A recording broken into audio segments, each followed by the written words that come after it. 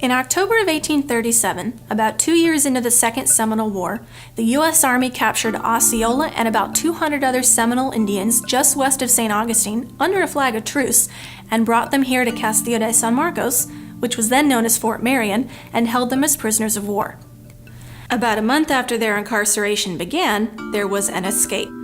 Another warrior named Kawakachi, or Wildcat as he was known in English, led 19 others in an escape from Fort Marion.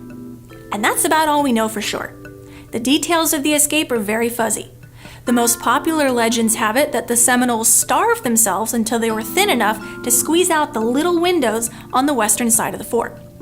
However, the Army records do not specify exactly which room they were held in or escaped from, and they don't say how they got out. We do know that the fact that they escaped was much more important than how. Kawakachi resurfaced, fighting the U.S. Army a couple months later, and he was a very important leader throughout the rest of the Second Seminole War, which would drag on for another 5 years. And, according to Chief Justice Willie Johns of today's Seminole tribe of Florida, most of the Seminoles still living in Florida today trace their heritage back to those 20 Seminoles who escaped from Fort Marion in 1837.